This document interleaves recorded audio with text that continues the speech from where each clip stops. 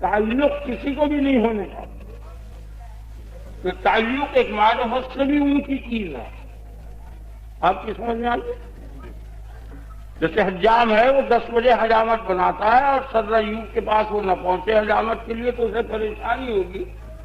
وہ کہے گا تلاش کرو کیوں نہیں آیا, آدمی بھیج کے بلاؤ. وہ کہے صاحب کیا کریں, ہماری جگی میں حجام کہے گا لوٹ لیا, برابر والوں نے قبضہ کر لیا, اس مصیبت میں مبتلا ہیں, تم کو حجامت کی پڑی ہے, ہم حجامت بنانے کیسے آتے.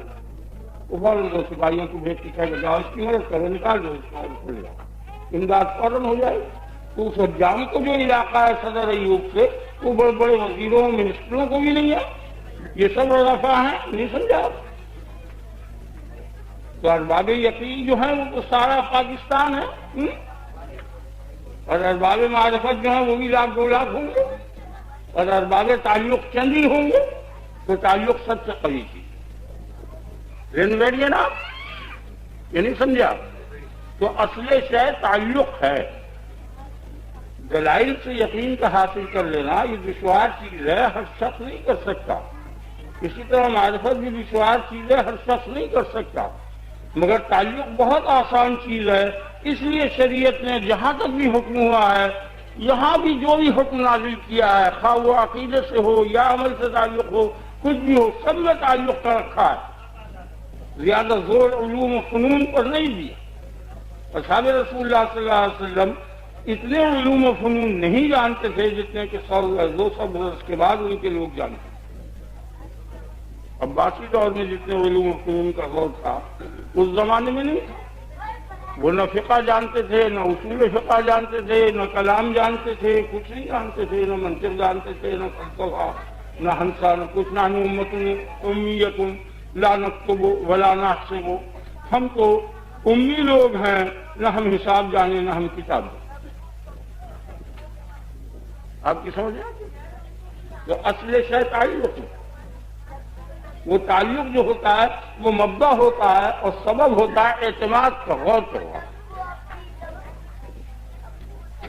آپ کی سمجھ میں آ رہا ہے نا؟ آپ دیکھیے کہ سب سے زیادہ مہلک آلہ جو ہے وہ کیا ہے؟ سب سے زیادہ تیز دھار آلہ کیا ہے؟ بولو. چھوڑا ہے, تلوار ہے؟ نہیں, اس طرح ہے. اس طرح سے زیادہ تیز دھار کسی آلے کی نہیں ہے کاٹنے والے آلوں. دیکھا ہے آپ نے؟ اور سب سے زیادہ نازک مقام یہ ہے, حلقوم جسے شہرک کہتے ہیں, یہی رگے جہاں کہلاتی ہے کہ اس کے کٹنے کے بعد پھر نہیں بچتا. تو حجام کیا کرتا ہے, اس تیز دھار مہلک آلے کو اس نازک سب سے زیادہ نازک جگہ پہ رکھ دیتا ہے. دیکھا آپ نے؟ اب وہ اس کو کٹواتا رہتا ہے اور ذرہ برابر بھی اس کو خوف و ہراس نہیں ہوتا. پوچھتا ہے کتنی رنیں ہوئی, وہاں بورڈ لگا رہتا ہے, آپ 4-5 کرسیاں رکھی رہتی ہیں, آئینے رکھے ہیں, ہنس رہا ہے, بول رہا ہے, کچھ نہیں کرتا. حجامت بنوانے میں آپ جان ذرا, کوئی معمولی حجام نہیں ہے, پٹی وٹی میں بیٹھتے ہیں دکانداروں میں جہاں آئینے لگے ہوئے ہیں. میں اکثر جاتا ہوں اور دیکھتا ہوں تو وہ یہی باتیں ہوتی رہتی ہیں. آج کیا خبر ہے, آج فلانے خبر میں کا انجام میں یہ, فلانے میں یہ, اس میں ڈاؤن نہیں آیا, یہ اس میں. جب وہ میچ ویچ ہوتے ہیں تو ان کی رنوں کا حساب وہ حجام بتاتا رہتا ہے. آپ سمجھ گئے نا, تفریح ہوتی رہتی. تو کتنا مہلک آلہ اور کتنے نازک مقام پہ رکھا ہوا, اور اسے کچھ بھی خوف و ہراس. کیا وجہ ہے کہ حجام سے پورا تعلق ہے اور صحیح اعتماد ہے کہ یہ گلا نہیں کاٹے گا. اگر آپ کو جتنا حجام سے تعلق ہے اتنا ہی اپنے رب سے ہو جائے تعلق, تو سارا عالم بھی تلوار رکھ دے تو کبھی بھی خوف و ہراس نہیں. صحیح تعلق ہونا چاہیے. آپ کے ذہن میں بیٹھ گیا نا, یہ نہیں. اور اتنے تعلق کے بعد یہاں کوئی آدمی ایسا نہیں ملے گا کہ جس کو اپنے رب سے اتنا تعلق ہو جتنا کہ اس کو حجام سے ہے. میرے علم میں ایک آدمی نہیں آیا 60 برس میں. سمجھ آئیے. اور جب ایسا ہوگا تو وہ ہٹیا قسم کا مشرک ہوگا کہ اس کو اپنے رب سے اتنا اعتماد ہے جتنا کہ یہ حجام سے ہے. جب پورا مشرک ہو جائے گا، یعنی اس سے جو زیادہ اعتماد کے لوگ ہیں، دوست ہیں، احباب ہیں، ان پہ اتنا اعتماد ہو کہ استاد ہیں، پیر ہیں، مرشد ہیں، ان پر ہو، کہ ماں باپ بھائی ہیں، ان پہ ہو، یہ کمال اعتماد کے لوگ ہیں۔ جب اتنا اعتماد ہو جائے گا تو پھر کتنا شدید تعلق اس کو اپنے رب سے ہوگا۔ آپ سمجھ گئے نا؟ ادنا تعلق کی یہ حالت ہے کہ اس طرح رکھوا لیتا ہے۔ اسی طریقے پر تمام عالم تلواریں جب ادنا تعلق پر خوف و ہراس نہ ہو تو پورا صحیح تعلق کے بعد تو کوئی اندازہ ہی آپ نہیں کر سکتے۔ آپ سمجھ گئے نا؟ یہ نہیں تو اپنے رب سے صحیح تعلق۔ اب بیٹھے رہیں آپ تاکہ اس مضمون کو میں ختم کر دوں گا پھر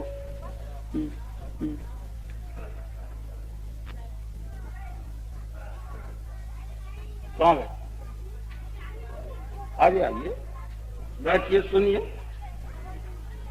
اب بیچ میں بولتے ہیں لوگ کھڑے ہو جاتے ہیں۔ آپ خوب سمجھ لیں کہ خدا کا صحیح تعلق کے معنی کیا ہیں۔ اس کے رسول سے تعلق ہی کا نام خدا سے تعلق ہے۔ کوئی مستقل خدا سے تعلق نہیں ہوا کرتا کسی کو۔ جن لوگوں نے یہ دعویٰ کیا ہے براہ راست خدا سے تعلق کا، ان کے علم میں کمی تھی، وہ سمجھے نہیں تھے۔ یہ بحث سب بیان کرنے کی نہیں، میں آپ کو ایک اور دو تین کی طرح سمجھا سکتا ہوں، شریعت سے بھی اور عقل سے بھی۔ بحکم الجبرا اور بحکم قلیبس یہ بات نکل آئے گی کہ خدا سے تعلق کے معنی صرف رسول اللہ صلی اللہ علیہ وسلم سے تعلق ہے۔ خدا کی اطاعت کے معنی رسول اللہ صلی اللہ علیہ وسلم کی اطاعت کے ہیں۔ خدا کی رضا کے معنی رسول اللہ صلی اللہ علیہ وسلم کی رضا کے ہیں۔ خدا کے دکھ دینے کے معنی رسول اللہ صلی اللہ علیہ وسلم کے دکھ دینے کے ہیں۔ یخادعون اللہ، اللہ کو فریب دیتے ہیں۔ معمولی ہوشیار آدمی فریب میں نہیں آ سکتا، اللہ کیا فریب میں آئے گا؟ معنی یہ ہے یخادعون رسول اللہ ہے، اللہ کے رسول کو۔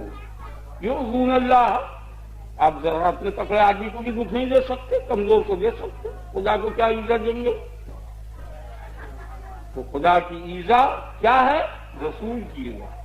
واللہ ورسولہ احق ان یرضوہ، اللہ اور اللہ کا رسول ہی حقدار ہیں، زیادہ مستحق ہیں اس بات کے کہ ان کو راضی کیا جائے۔ رسول کا راضی کرنا ہی خدا کا راضی کرنا۔ صرف ایک چیز میں فرق ہے، باقی کسی چیز میں فرق نہیں ہے، کہ رسول کی عبادت تو خدا کی عبادت نہیں ہے۔ اور اس مضمون کو میں آپ کے سامنے بیان کروں گا اپنے مقام پر کہ کیوں نہیں ہے، اور باقی ہر شے جو ہے رسول کی وہی خدا ہے۔ میں یہ صحیح رسول فقد اطاع اللہ۔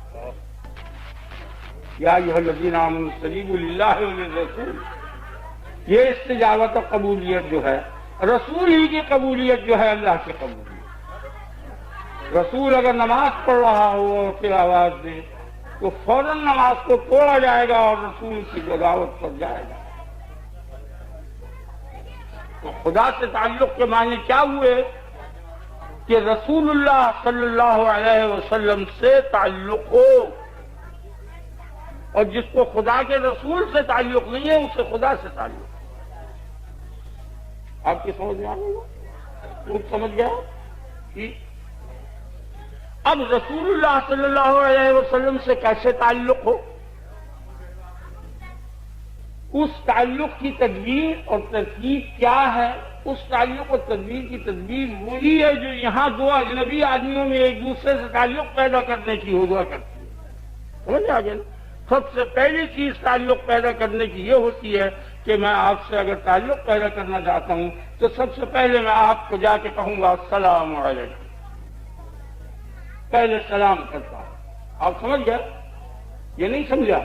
تو تعلق کی ابتدا رسول پر سلام بھیجنا ہے اور کوئی شے نہیں ہے۔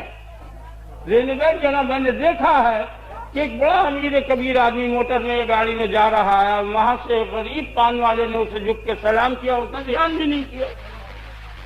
پھر جب وہ ادھر سے گزرا پھر سلام کیا، پھر دھیان نہیں کیا۔ چند دفعہ کے بعد اس نے دیکھا اس کی طرف اور دیکھتا ہوا نکل گیا۔ پھر اس کے بعد اس نے سلام کیا تو کچھ مسکرایا اور مسکراتے ہوئے چلا گیا۔ پھر ایک دن ایسا اتفاق ہوا وہ برابر چلا جاتا تھا، ایک دن وہ نہیں تھا پان والا، تو اس نے موٹر کو وہاں روکا اور پوچھا کہ بڈھا یہاں بیٹھا رہا کرتا تھا، پان وان بیچا کرتا تھا، وہ کہاں ہے؟ اس نے کہا ابھی نماز کو گیا، ابھی آتا ہے۔ وہ نہیں سمجھا؟ ایک دن وہ آ جاتا ہے کہ وہ پوچھنے لگتا۔ آپ کے سمجھ بیٹھ گیا نا؟ کہ یہ نبی پر درود السلام جو ہے یہ تعلق کی علت ہے. آپ سب لوگ اپنے نبی پہ درود السلام پڑھیں. اللہم صلی علی سیدنا محمد وعلی آل سیدنا مولانا محمد وبارک وسلم، تاکہ ملائے اعلیٰ سے اتصال ہو جائے. ان اللہ وملائکتہ یصلون علی النبی، بے شک اللہ اور اس کے تمام فرشتے. ملائکہ ملک کی جمع ہے، جمع کا لفظ جب مضاف ہوا کرتا ہے تو عام ہو جاتا ہے. تو ملائکہ کا ہو کے معنی، یہ ہو کی طرف مضاف ہے، اس کے معنی جمیع ملائکت ہی، اس کے تمام فرشتے.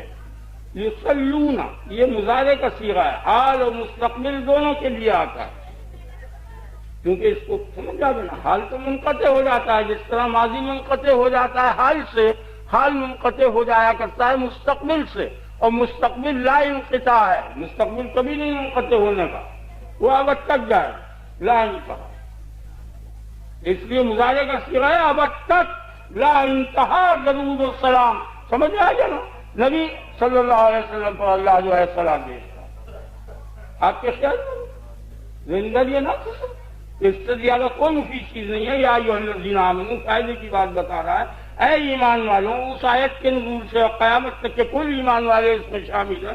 صلو علیہ وسلم تسلیما، تم سب درود و سلام اس میں بھیجو. اور تسلیم کا جو لفظ ہے باب تسلیم کا، یہ مبالغہ کے لیے آتا ہے، تکثیر کے لیے آتا ہے. بہت زیادہ سلام بہت ضرور سے.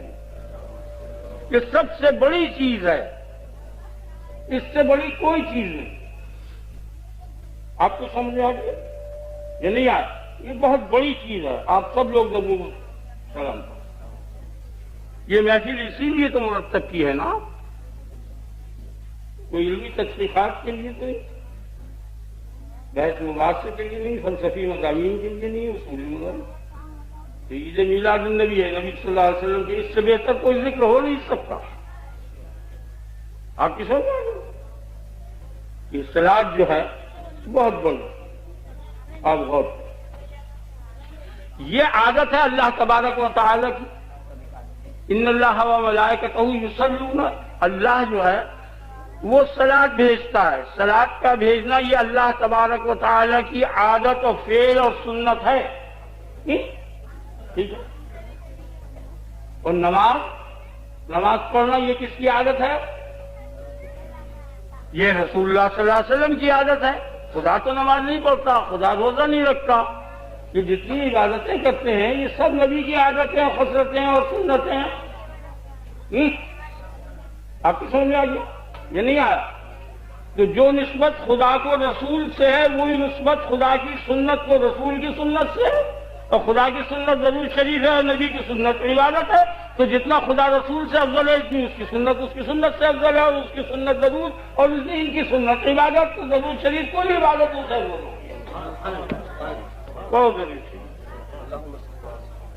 آپ غور، کوئی چیز آپ کو نجات دلانے والی نہیں ہے دنیا میں اور دین میں. یہی ایک ایسی شے ہے کہ جو ہر وقت نفع دے گی، اس عالم میں بھی اور اس عالم میں. اس مضمون کا تعلق کسی فرقے سے نہیں ہے، نہ کبھی اس کا تخیل کیجیے گا. مجھے بڑی اذیت اور تکلیف ہوتی ہے جو بات علمی میرے خیال میں وہ بیان کر رہا ہوں. یہ ممکن ہے کہ صحیح غلط ہوا اور بات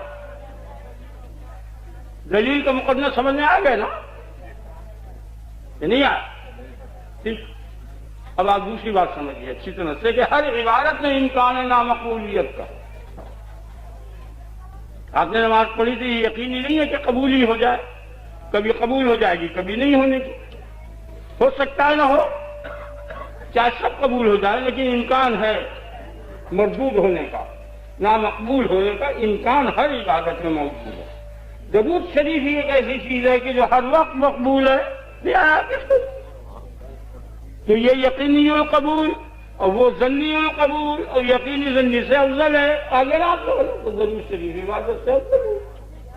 یہی وجہ ہے کہ جو آپ اپنی حاجت کے لیے دعا مانگتے ہیں اس میں لازم اور واجب ہے کہ پہلے درود شریف پڑھو، پھر اپنے لیے دعا مانگو اپنی حاجتوں کو پورا کرانے کے لیے اللہ سے، پھر درود شریف پڑھو.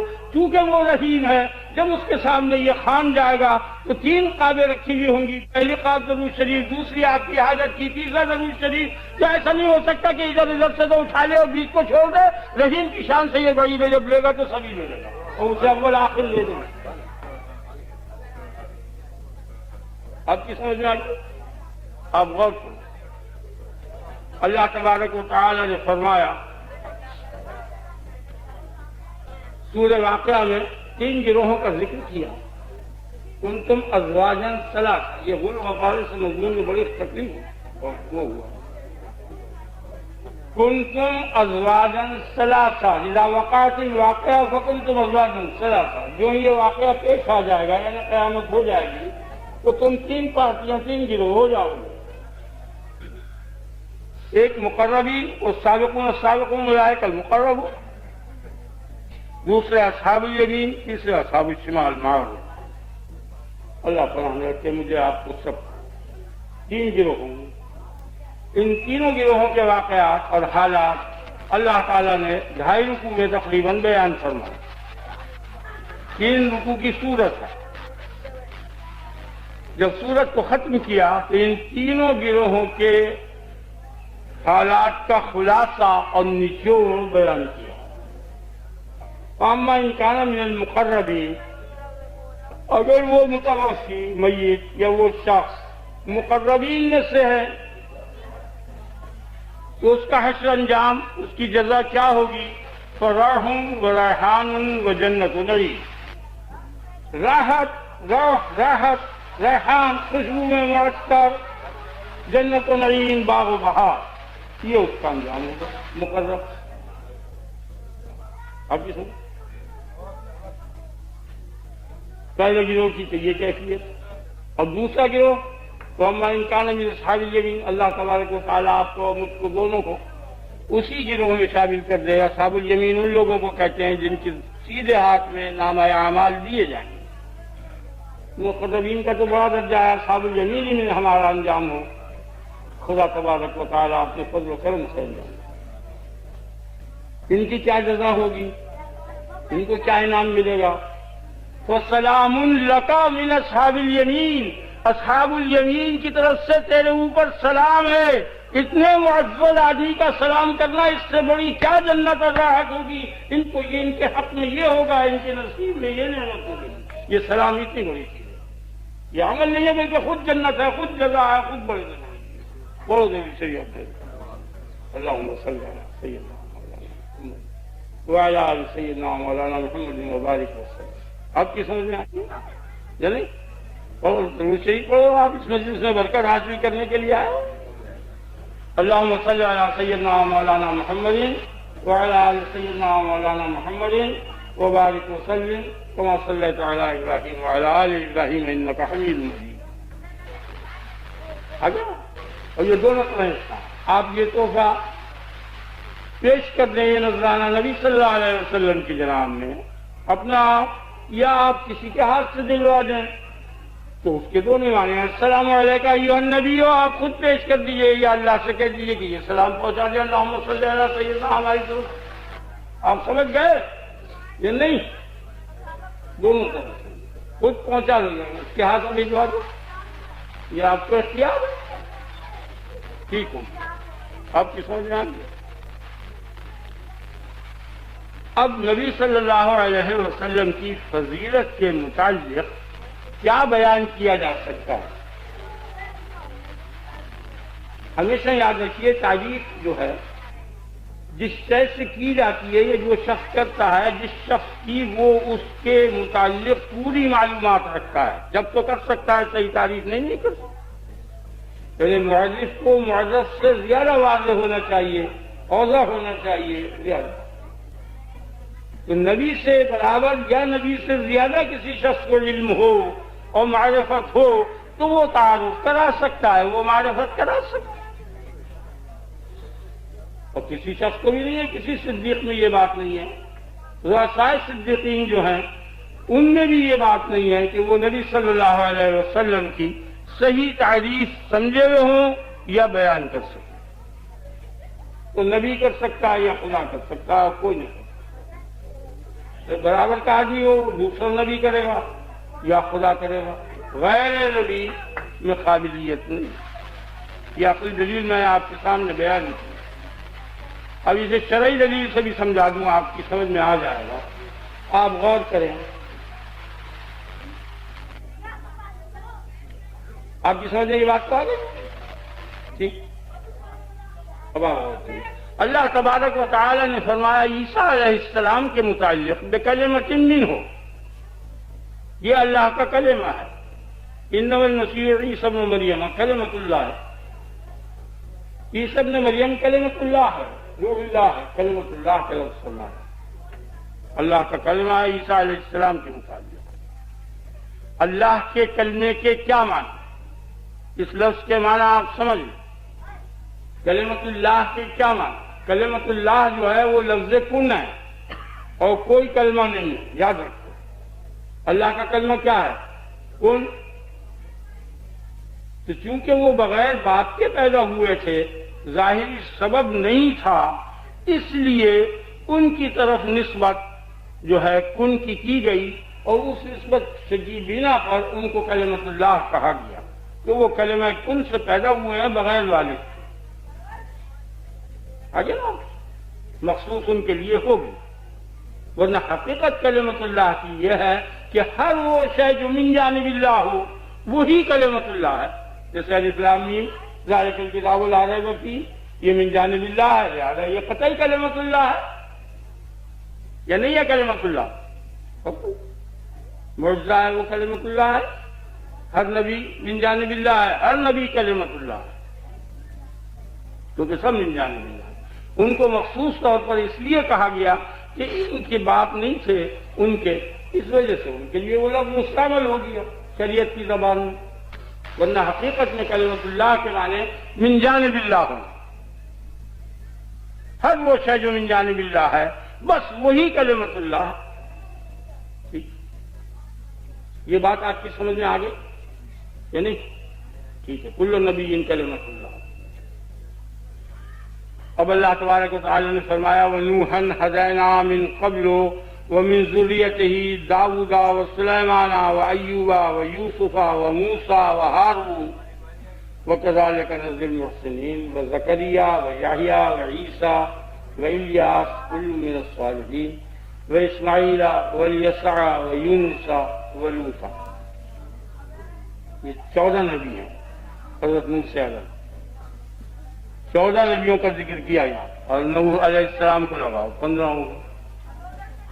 اس رکوع کے اندر 14-15 نبیوں کا ذکر کیا، اور ذکر کرنے کے بعد فرمایا، غور سے سنیں آپ، اولئک الذین ھدی اللہ، یہ وہ حضرات انبیاء علیہ السلام ہیں کہ جن کو اللہ نے ہدایت کی ہے.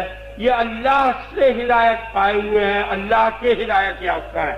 ان کا معلم اور استاد اور ہدایت کنندہ صرف اللہ ہے.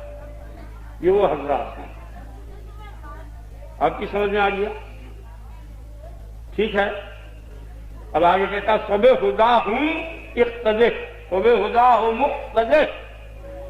اے نبی صلی اللہ علیہ وسلم تم ان کی ہدایت کی پیروی کرو. خدا کے معنی ہدایت کے ہیں. فَبِہُدَاهُمْ فَبِہِدَایَتِهِمْ اقْتَدِهْ اتَّبِعْ، ان کی ہدایت کی اتباع اور اقتداء کرو. آپ کی سمجھ میں آ گیا؟